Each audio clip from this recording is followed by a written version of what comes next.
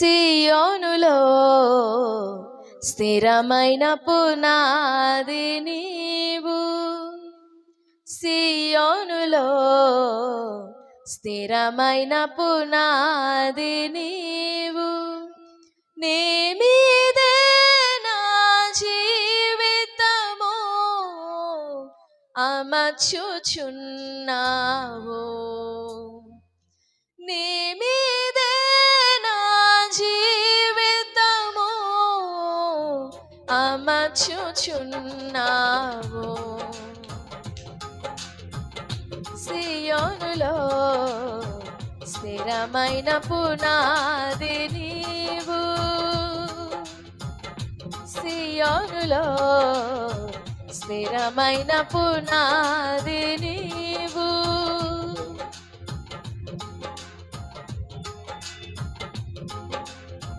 సూర్యుడు లేని చంద్రుడు లేని చీకటి రాత్రులు లేనే లేని, సూర్యుడు లేని చంద్రుడు లేని చీకటి రాత్రులు లేనే లేని, ఆ దివ్య నగరిలో కాంతులను విరచిమ్మెదవా నా యేసయ్యా.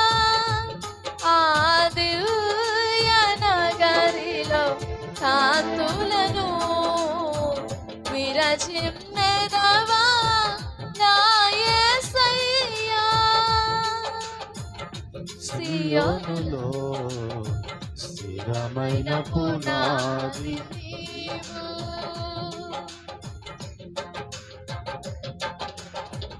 కడలి లేని కడగండ్లు లేని కల్లోల స్థితిగతులు దరికే రాని, కడలి లేని కడగండ్లు లేని కల్లోల స్థితిగతులు దరికే రాని, సువర్ణ వీధులలో నడిపించెదవా నా యేసయ్యా.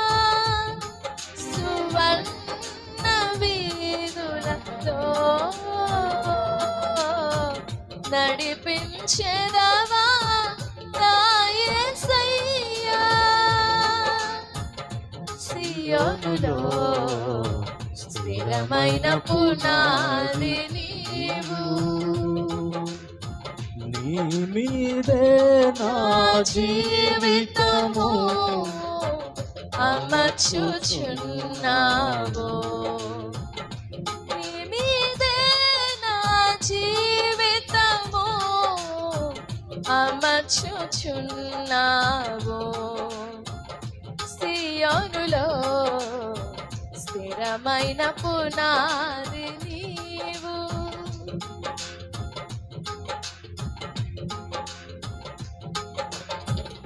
సంగ ప్రతిరూపము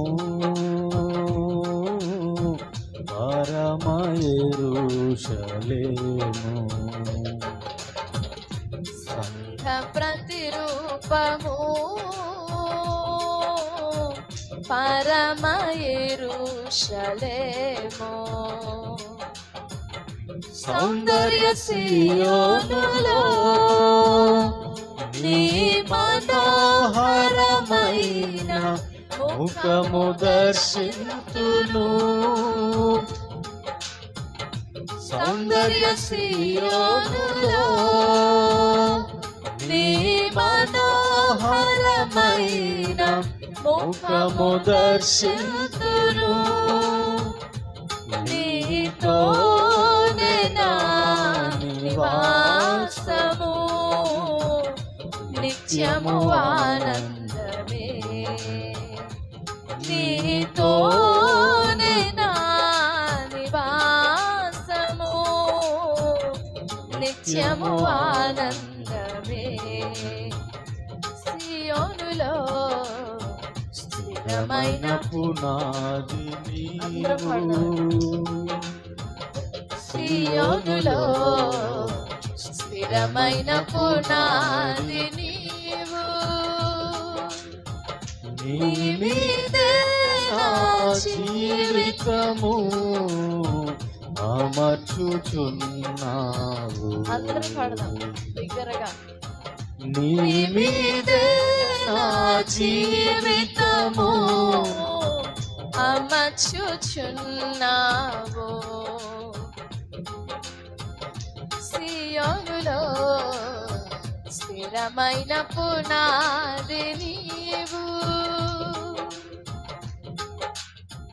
కలతలు లేని కన్నీరు లేని ఆకలి దప్పులు అసలే లేని, కలతలు లేని కన్నీరు లేని ఆకలి దప్పులు అసలే లేని, నీ శాశ్వత రాజ్యముకై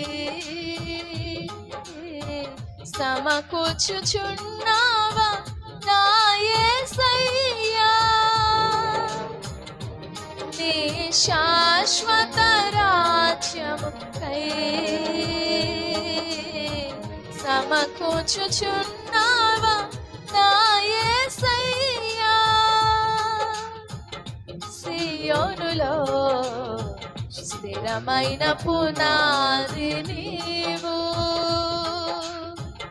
సియోనులో స్థిరమైన పునాది నీవు. నీ మీదే నా జీవితము అమర్చుచున్నావు. నీ మీదే నా జీవితము అమర్చుచున్నావు. సియోనులో స్థిరమైన పునాది నీవు. హల్లెలూయా. లేవి కాండము 10వ అధ్యాయంలో అరణ్యంలో ఉన్నప్పుడు ఇశ్రాయేలీలు ఒక గుడారం ఏర్పరిచారు కదా. గుడారంలో అనుదినం పొద్దున్న సాయంత్రం బలులు అర్పించడానికి, ధూపం వేయటానికి దేవుడు ఒక చట్టాన్ని నియమించాడు.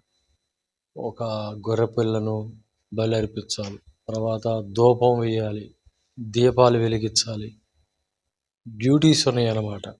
సరే, 10వ అధ్యాయంలో మనం అహరోను కుమారులు నాదాబు, అబీహు దేవుని సన్నిధికి దేవుడు ఆజ్ఞాపించని అగ్ని తీసుకుని పోయారు. దేవుడు చెప్పని అగ్నిని తీసుకుని పోయారు. ఆ తీసుకొని పోయినప్పుడు వెంటనే దేవుడు దాన్ని చూడలేక వారిని అక్కడ కాల్చేసాడు. వారిద్దరు కూడా యెహోవా సన్నిధి నుండి అగ్ని బయలుదేరి వారు యెహోవా సన్నిధిని మృతి పొందిరి. 3వ వచనంలో చూస్తే, అప్పుడు మోషే అహరోనుతో ఇట్లనెను, ఇది యెహోవా చెప్పిన మాట, నా యొద్ద నుండి వారి యందు నేను నన్ను పరిశుద్ధపరచుకుంటాను. అయితే ఇక్కడ లేవీల గురించి కదా రాయబడింది. మనకి లేవీలకి ఏం సంబంధం? ఇది పాత నిబంధన కాలంలో ఉన్నటువంటి యాజక ధర్మం కదా. వారు యాజకులు కాబట్టి వారు దేవుని మందిరానికి వెళ్ళి దేవుని ఎదుట ధూపం వేయటం కానీ, లేకపోతే బలులు అర్పించడం కానీ చేస్తారు.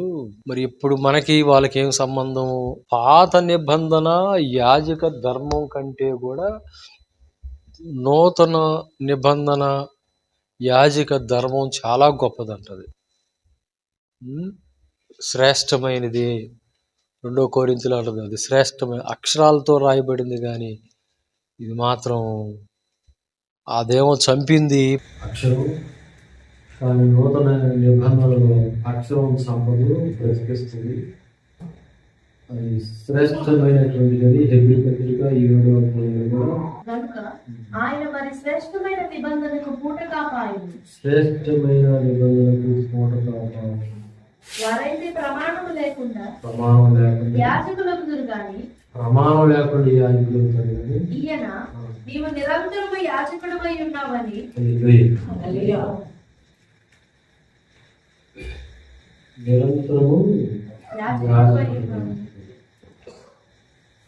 ఇప్పుడు మనం మన యొక్క డ్యూటీ, మన యొక్క పిలుపు యాజక సంబంధమైన పిలుపు. ప్రతి ఒక్కరు కూడా యాజకులే. మొదటి పేజీలు 2వ అధ్యాయం 9వ వచనంలో చెప్తుంది. మొదటి పేజీలు 2వ అధ్యాయం 9వ వచనంలో అయితే అయితే చీకటిలో నుండి చీకట్లో నుండి ఆశ్చర్యకరమైన తన వెలుగులోనికి ఆశ్చర్యకరమైన తన వెలుగులోనికి మిమ్మల్ని పిలిచిన వారి గుణాతిశయములను పిలిచిన వారి గుణాతిశయములను ప్రచురము చేయు నిమిత్తము ప్రచురం చేయ నిమిత్తము ఏర్పరచబడిన వంశమును ఏర్పరచబడిన వంశము రాజులైన యాజక సమూహమును పరిశుద్ధ జనము, దేవుని సొత్తైన దేవుని సొత్తు. దేవుని సొత్తు అంటే దేవుని సొంత ఆస్తి. దేవుని సొంత 2వ అధ్యాయం 5వ వచనం.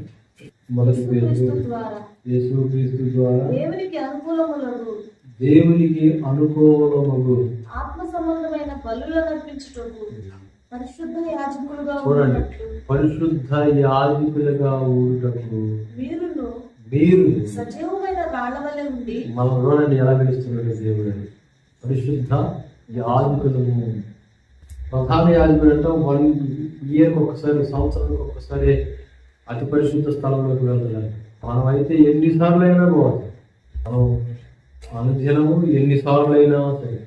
4వ అధ్యాయం 16 వచ్చింది. కనుక మనము కనికరింపబడి కైకొల్పబడి సమయోచితమైన సహాయం కొరకు కృప పొందినట్లు ధైర్యంతో కృపాసనములకు చేరుదు. కృపాసింహాసనం. అసలు మన ప్రభువే ఒక కృపాసింహాసనం చేసేసుకుంటాం.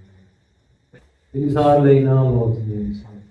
5వ అధ్యాయంలో వాళ్ళు దేవుని సన్నిధికి ఎలా పడితే అలా వెళ్ళకూడదు. వాళ్ళు ఎంత నిర్లక్ష్యంగా వెళ్ళారు, అలక్ష్యంగా వెళ్ళారు, భయం లేకుండా వెళ్ళారు. మన ఇష్ట ప్రకారంగా ఇష్టం చొప్పున నడుస్తూ జీవిస్తూ మన సొంత మార్గాల్లో నడుచుకుంటూ మన ఇష్టానుసారంగా ఉంటూ